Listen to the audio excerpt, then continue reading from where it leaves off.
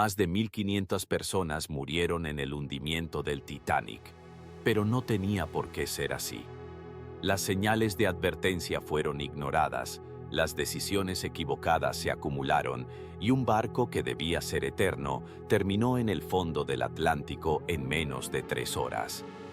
Esta no es solo la historia de un iceberg, es la historia de cómo la arrogancia y los errores humanos hundieron al Titanic. Suscríbete y dale like al video. Comencemos. El 1912 no era un año cualquiera. Era el amanecer de una nueva era, un tiempo de audacia y optimismo ilimitado, donde el ingenio humano parecía capaz de conquistar la naturaleza. En este contexto de progreso desenfrenado, el RMS Titanic, un buque que encarnaba la cumbre de la ingeniería naval, se preparaba para su viaje inaugural. Conocido en todo el mundo como insumergible, el Titanic era una maravilla tecnológica, un símbolo flotante de riqueza y estatus. Pero su historia no sería de triunfo, sino de una tragedia épica que se ha grabado en la memoria colectiva, un relato de un choque con un iceberg, un hundimiento catastrófico y un frío mortal que se llevó a más de 1.500 almas. La historia del Titanic comenzó mucho antes de su primer y único viaje. Fue concebido como la pieza central de la flota de la White Star Line, una naviera británica que competía ferozmente con su rival, la Cunard Line, por la supremacía en la ruta transatlántica. Para superar a Cunard, la White Star Line decidió construir no solo los barcos más rápidos, sino los más grandes y lujosos del mundo. La idea era crear 3 superliners que redefinirían la experiencia de los viajes por mar: el Olympic, el Titanic y el Gigantic, más tarde renombrado como Britannic. La construcción del Titanic comenzó en 1909 en los astilleros de Harland and Wolff en Belfast, Irlanda. Fue un proyecto de una escala colosal. El barco tenía 2.544 metros de eslora y 32.520 toneladas de peso bruto. Sus 4 enormes chimeneas, de las cuales la cuarta era puramente estética para dar una apariencia de poder, se alzaban sobre la cubierta. El interior era un despliegue de opulencia sin precedentes. La primera clase rivalizaba con los hoteles más lujosos de la época, con una gran escalera de roble adornada con una cúpula de cristal, gimnasio, piscina, canchas de squash y baños turcos. 6 días a la semana, más de 3.000 trabajadores se dedicaban a la construcción del buque. La prensa de la época lo apodó insumergible, un término que la White Star Line nunca utilizó oficialmente, pero que se popularizó debido a la avanzada tecnología del barco. Su casco estaba dividido en 16 compartimentos estancos y se afirmaba que el barco podría permanecer a flote incluso si se inundaban 4 de ellos. Esta característica, junto con su doble fondo, le dio una falsa sensación de seguridad a sus constructores y a los viajeros. El 10 de abril de 1912, el Titanic zarpó de Southampton, Inglaterra, con destino a Nueva York. A bordo viajaban más de 2.200 pasajeros y tripulantes, un microcosmos de la sociedad de la época. En la primera clase, la élite mundial celebraba y disfrutaba del lujo. Multimillonarios como el magnate John Jacob Astor IV, Benjamin Guggenheim y el propio director de la White Star Line, J. Bruce Ismay, compartían los espacios más exclusivos. El ambiente era festivo, lleno de cenas suntuosas, bailes y conversaciones en los salones. Por debajo de esta superficie de opulencia, la segunda y tercera clase ofrecían un marcado contraste. Los pasajeros de segunda clase, una mezcla de profesionales y comerciantes, disfrutaban de comodidades muy superiores a las de otros barcos. La tercera clase, en las profundidades del barco, albergaba a más de 700 pasajeros, la mayoría de ellos inmigrantes europeos que buscaban una nueva vida en América.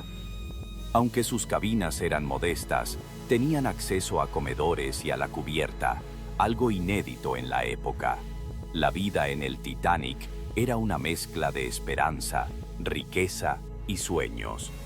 A pesar de toda esta majestuosidad, el viaje no estuvo exento de presagios.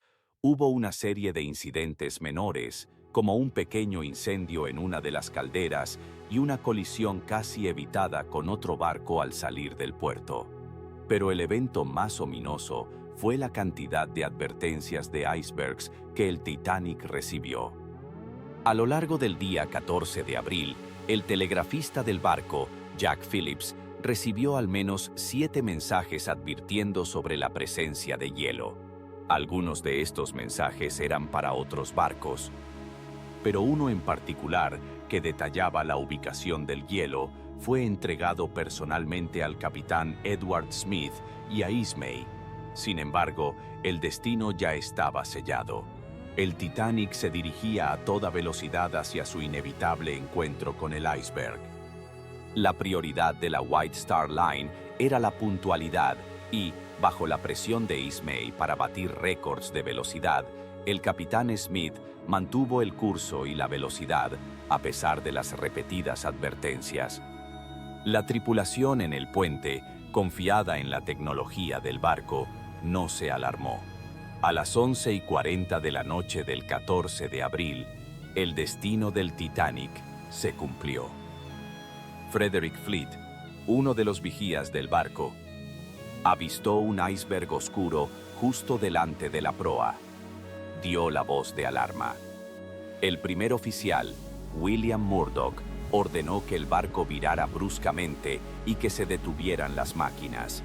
Sin embargo, era demasiado tarde. Con una velocidad de más de 20 nudos, el barco no podía maniobrar a tiempo. En lugar de un choque frontal que habría dañado la proa, el Titanic rozó el costado del iceberg, provocando una serie de 6 perforaciones a lo largo de su casco. El impacto no fue violento para los pasajeros, muchos ni siquiera lo sintieron. El capitán Smith y su equipo inspeccionaron los daños. El diseñador del barco, Thomas Andrews, pronto confirmó la peor de las noticias. La colisión había inundado 5 de los 16 compartimentos estancos. Este era un golpe mortal. El Titanic, diseñado para flotar con 4 compartimentos inundados, no podía sobrevivir con 5. Andrews estimó que al barco le quedaban, como mucho, 2 horas para hundirse. La noticia, que en un principio fue recibida con incredulidad, se propagó por el barco como un susurro helado. El iceberg no fue el único culpable. Cada decisión equivocada aquella noche aumentó el caos a bordo. Imagina estar allí. ¿Qué habrías hecho tú para intentar sobrevivir? Escribe tus teorías en los comentarios. La tripulación comenzó a evacuar a los pasajeros. Se encendieron los cohetes de emergencia para pedir ayuda, pero el barco más cercano, el Californian, estaba demasiado lejos o no entendió la señal. La evacuación fue caótica y en muchos casos mortal. El Titanic solo llevaba 20 botes salvavidas, lo que era legal según las regulaciones de la época, pero solo suficiente para 1/3 de las personas a bordo. La tripulación, sin experiencia en evacuaciones masivas, lanzó los botes salvavidas medio vacíos, dejando a cientos de personas sin posibilidad de salvación. La famosa regla de mujeres y niños primero se aplicó de forma inconsistente. En algunos botes, como el número 1, subieron solo 12 personas de un total de 40. La confusión y el pánico se apoderaron del barco. Mientras los músicos tocaban para calmar a la gente, el barco se inclinaba cada vez más hacia adelante. El agua helada del Atlántico Norte inundaba el barco y el sonido de las estructuras internas colapsando resonaba en el casco. A las 2:20 de la madrugada del 15 de abril, el Titanic se hundió por completo. La popa del barco se alzó en el aire y el peso de la proa, ya sumergida, partió el barco en dos. El grito de las 1500 personas que aún estaban en el barco o en el agua se elevó en la noche. Fue, según los relatos de los sobrevivientes, un sonido espeluznante que nunca olvidaron. Lo que mató a la mayoría de las personas no fue el choque ni el hundimiento en sí, sino el frío mortal del Atlántico Norte. La temperatura del agua era de aproximadamente -2 grados centígrados, una temperatura que provoca una muerte por hipotermia en un tiempo sorprendentemente corto. El cuerpo humano, al ser expuesto a este frío, sufre un choque térmico. La respiración se acelera y se vuelve incontrolable, lo que puede provocar la inhalación de agua y un ahogamiento inmediato. Las personas que cayeron al agua solo tenían un promedio de 15 a 20 minutos antes de perder el conocimiento y morir por el frío. Los botes salvavidas, que se alejaron del lugar del hundimiento por miedo a ser arrastrados por el remolino del barco, se quedaron a la deriva, escuchando los gritos de sus compañeros que se apagaban lentamente. Solo uno de los botes, el número 4, regresó para buscar sobrevivientes. De las más de 1500 personas que quedaron en el agua, solo un puñado fue rescatado con vida. El barco Carpathia, alertado por las señales de socorro del Titanic, llegó a la zona a las 4 de la madrugada. Encontraron a los sobrevivientes en los botes salvavidas, ateridos y traumatizados.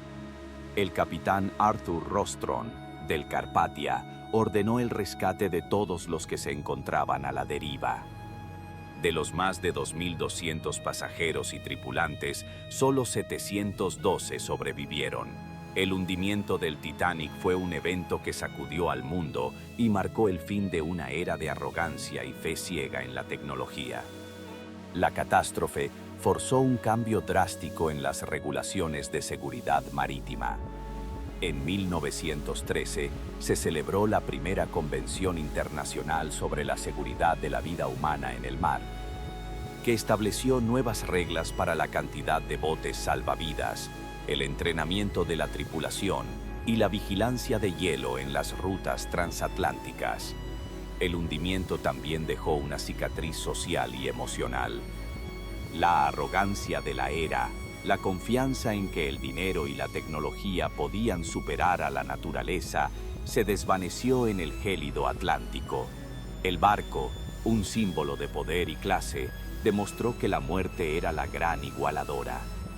La tragedia se convirtió en un mito, y su historia ha sido contada en innumerables libros, películas y canciones. El descubrimiento de los restos del Titanic en 1985, a una profundidad de casi 4.000 metros, reavivó el interés en el desastre. La proa y la popa, separadas por cientos de metros, yacen en el fondo del océano como un recordatorio sombrío. Los objetos y los restos personales encontrados en el lugar han proporcionado una visión aún más íntima de la vida y la muerte a bordo de ese fatídico viaje. En última instancia, la historia del Titanic es una parábola de la ambición humana y sus consecuencias. Un barco que se creía invencible fue derribado por un simple trozo de hielo y el frío mortal del océano se encargó de la mayoría de las víctimas. La tragedia, que fue tan grande como el barco mismo, sirvió como un doloroso recordatorio de que, a pesar de todo nuestro progreso, la naturaleza sigue siendo una fuerza incontrolable. El Titanic hundió sueños, vidas y orgullo humano. Cada decisión aquella noche marcó la diferencia entre la vida y la muerte. Si hubieras estado allí, ¿crees que habrías sobrevivido o te habrías rendido al caos? Déjame tu respuesta en los comentarios. Suscríbete al canal y dale like al video. Hasta la próxima.